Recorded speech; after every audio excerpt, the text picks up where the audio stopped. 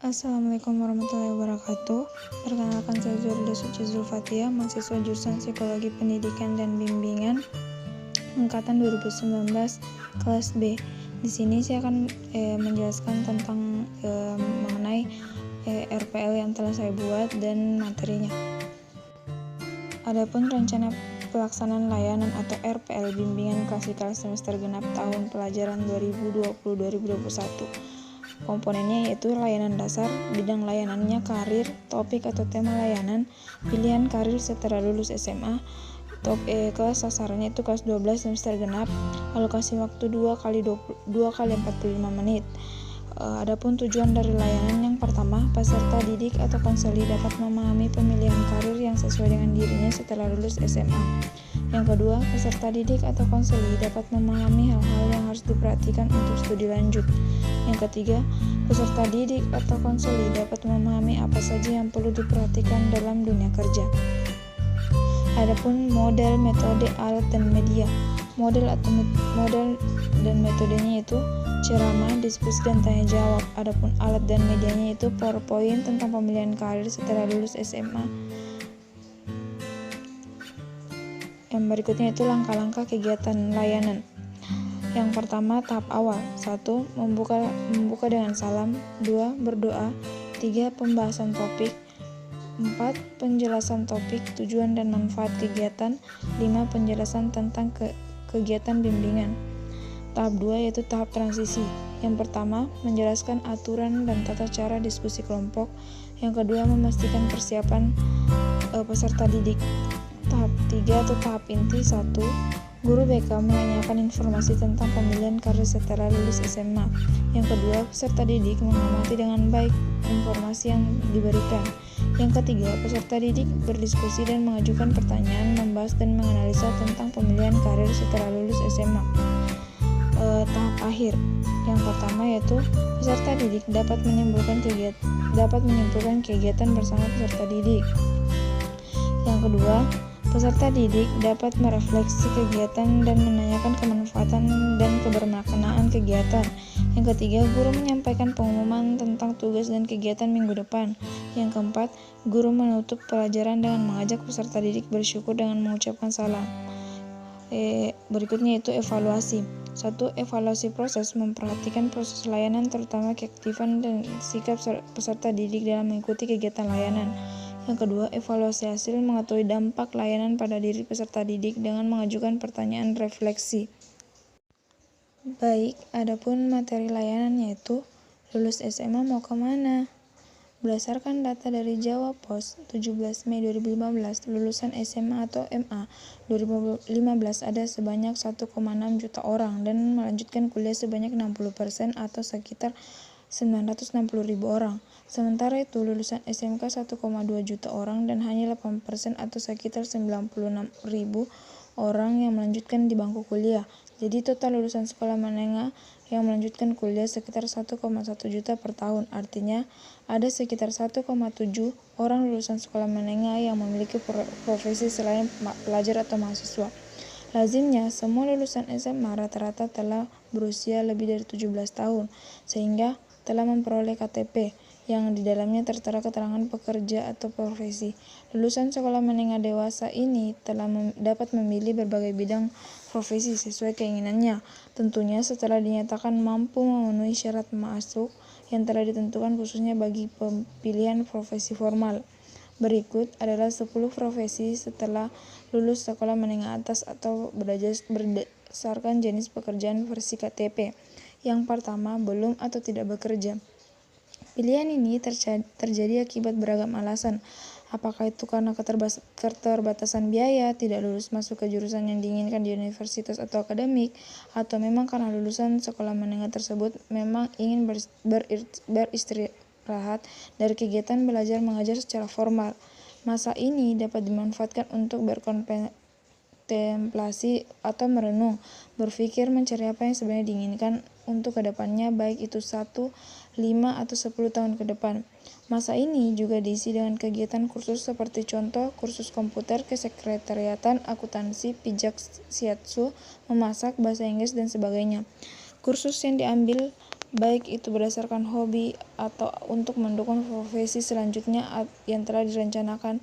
Bagi yang ingin mengikuti tes masuk universitas, dapat mengikuti bimbel-bimbel persiapan tes. Bagi yang memang ingin beristirahat, dapat menyalurkan hobinya yang memang membutuhkan waktu banyak seperti traveling dan sebagai berikut. Bagi yang bercita-cita ingin menjadi imam masjid atau ustazah atau mubalik, dapat mengikuti pendidikan non-formal di dalam pesantren dan menjadi santri atau santriwati. Yang kedua, mengurus rumah tangga. Pilihan profesi berikut ini kebanyakan dipilih oleh para wanita yang sudah siap untuk berumah tangga. Menjadi ibu rumah tangga bukan merupakan pekerjaan yang mudah, apalagi tidak memahami arti rumah tangga dan peran sebenarnya sebagai seorang ibu. Tentu akan menjadi kekurangan terutama bagi anak-anaknya. Diharapkan para wanita yang memilih profesi ini sudah paham betul peran dan tanggung jawabnya yang begitu penting dan vital bagi kehidupan generasi selanjutnya. Tentunya para suami diharapkan dapat membimbing para istri apabila dirasa istri kurang paham betul. Yang ketiga, pelajar atau mahasiswa. Menjadi pelajar atau mahasiswa merupakan pilihan profesi yang lumrah diambil oleh para siswa lulusan sekolah menengah. Sumber pendanaan bagi mahasiswa terbagi menjadi dua, yaitu beasiswa dan non-beasiswa. Begitu pula dengan proses masuknya, yaitu lewat tes maupun tanpa tes berdasarkan hasil PMDK. Dan pelajar atau mahasiswa terbagi beberapa pilihan, diantaranya mengambil pilihan S1 di universitas atau perguruan tinggi baik itu negeri maupun swasta, mengambil D3 di akademik, keperawatan, perhotelan, farmasi dan sebagai berikut, dan mengambil D3 di akademik dengan ikatan dinas.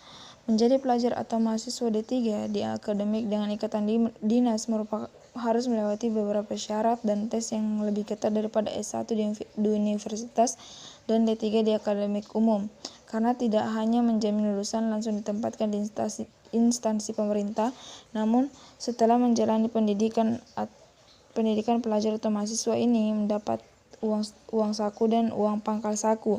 Akademik tersebut diantaranya akademik kepolisian atau Akpol, akademik militer Akmil, akademik meteorologi, geofisika, akademik imigrasi, akademik kimia analisis, sekolah tinggi sandi negara, dan masih banyak lagi.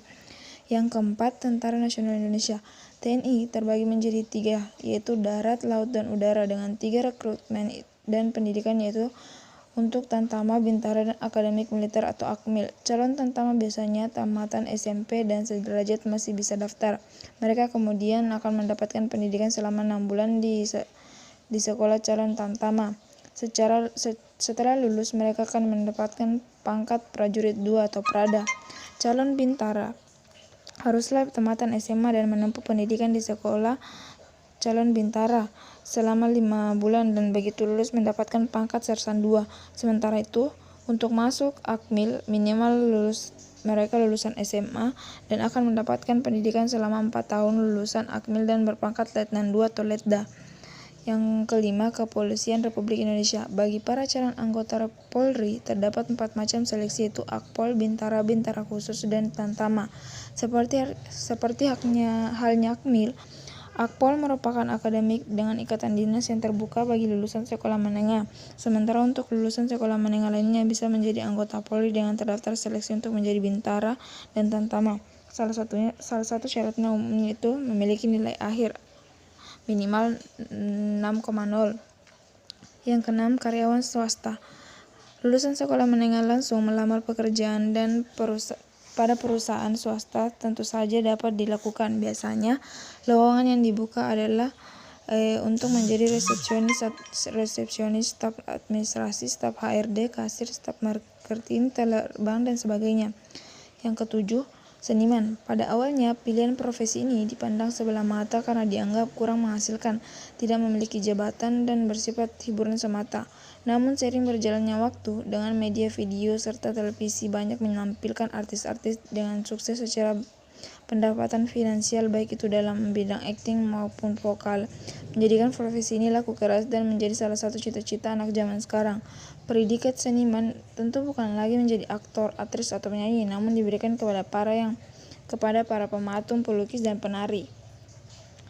Kedelapan, penyiar radio. Beberapa radio biasanya melakukan program bimbingan dan perekrutan untuk magang terhadap para siswa sekolah menengah dengan merupakan pendengar setia dan ingin mencoba karir sebagai penyiar radio. Setelah lulus sekolah menengah, profesi ini dapat dijalani baik itu penuh maupun paruh waktu.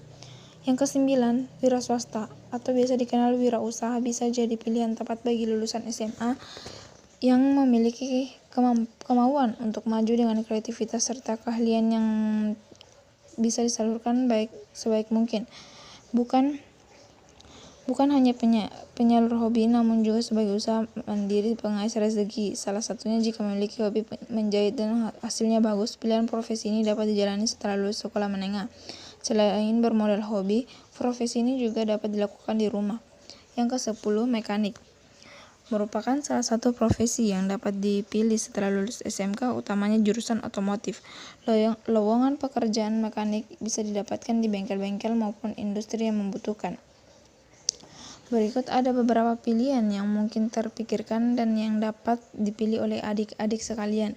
Yang pertama, melanjutkan pendidikan ke jenjang yang lebih tinggi atau kuliah. Bagi sebagian orang yang ingin melanjutkan ke perguruan tinggi, biasanya sejak SMA sudah membuat rencana akan kuliah di mana, di jurusan apa. Memilih untuk kuliah pastinya tidak mudah. Pertama, sebaiknya sesuaikan jurusan yang dipilih dengan minat dan kemampuan adik-adik. Tidak perlu ikut-ikutan teman, karena teman dekatnya ingin masuk kedokteran jadi pengen kuliah kedokteran juga. Padahal selama ini mungkin adik-adik lebih suka mengutak-atik komputer. Jadi pilihkan jurusan yang sesuai dengan kemampuan dan minat. Bila adik-adik belum mengetahui apa yang menjadi minat dan kemampuannya, mungkin dapat dibantu dengan meminta pendapat guru ataupun dari tes bakat minat yang disediakan oleh lembaga psikologi terapan atau biro psikologi. Hal kedua dalam memilih melanjutkan kuliah, pertimbangan juga perguruan tinggi akan dimasuki, bagaimana akreditasnya, bagaimana mutu dosen-dosennya, bagaimana lingkungan kampusnya, fasilitasnya, citranya di mata masyarakat. Hal ketiga, bahwa Indonesia mengenal jalur pendidikan diploma dan pendidikan sarjana. Pendidikan diploma biasanya fokus pada skill, jadi lebih banyak mengasah keterampilan kerja dan biasanya lebih siap pakai ketika terjun di dunia kerja nantinya. Pendidikan sarjana fokus pada pengembangan keilmuan, jadi akan lebih banyak mikir dan menganalisa konsep. Hal keempat yang menjadi pertimbangan tentunya adalah biaya. Hal ini perlu memperhitungkan sumber daya, apakah dari orang tua, beasiswa, dan biaya sendiri. Tentunya hal ini perlu dibicarakan dengan donatur adik-adik. Hal kelima yang dapat dipertimbangkan, apakah akan kuliah di luar kota atau di dalam kota, atau apakah tetap tinggal dengan orang tua atau pergi merantau. Mungkin saja jurusan yang adik-adik ingin pilih tidak terdapat di universitas yang ada di kota adik, sehingga harus pergi merantau. Contoh, jika adik tinggal di Medan dan ingin kuliah di teknik penerbangan, salah satunya hanya terdapat di ITB Bandung, berarti adik harus pergi ke Bandung. Pilihan yang kedua yaitu bekerja. Hal ini mungkin dipilih setelah melalui kondisi ekonomi keluarga yang kurang mendukung untuk melanjutkan ke perguruan tinggi, atau mungkin karena keinginan adik sendiri agar segera mandiri secara ekonomi. Untuk pilihan ini, pertimbangan lapangan kerja yang tersedia, mengingat lapangan kerja yang tersedia bagi lulusan SMA atau SMK sangat sedikit sekali, apalagi untuk menjadi PNS yang memang hampir tidak ada lagi kesempatan. Karena itu, perlu melihat lapangan kerja seperti apa yang menerima lulusan SMA atau SMK. Biasanya masih menerima perusahaan swasta untuk posisi customer service, office boy, cleaning service, dan administrasi. Bagi adik-adik lulusan SMK biasanya lebih sesuai dengan jurusan SMK. Contohnya lulusan SMK otomotif dapat bekerja di bengkel-bengkel motor atau mobil. Pilihan yang ketiga itu menikah. Di beberapa daerah di Indonesia, masih sering kita jumpai bahwa anak-anak perempuan tamat SMA hanya menunggu dilamar. Namun tentunya menikah bukanlah pilihan yang bijaksana, karena menikah menuntut kematangan emosi, sosial, psikologis, mengingat tanggung jawab yang dipikul sebagai individu yang menikah juga akan besar sekali. Adapun pilihan keempat yaitu menganggur. Sebenarnya pilihan yang terakhir ini tidak dapat dianggap sebagai sebuah pilihan, namun seringkali terjebak dalam pilihan tersebut karena tidak ada biaya untuk kuliah, tidak ada kesempatan atau peluang untuk bekerja, dan mau menikah juga tidak ada dana atau tidak ada orang yang hendak dinikahi. Tidak semua siswa atau Tidak semua siswa SMA, SMK, dan MA tahu mau kemana setelah lulus. Sebagian di antara mereka hanya ikut-ikutan temannya saja. Ada yang mau kuliah walaupun belum tahu juga mau kuliah di mana dan masuk jurusan apa.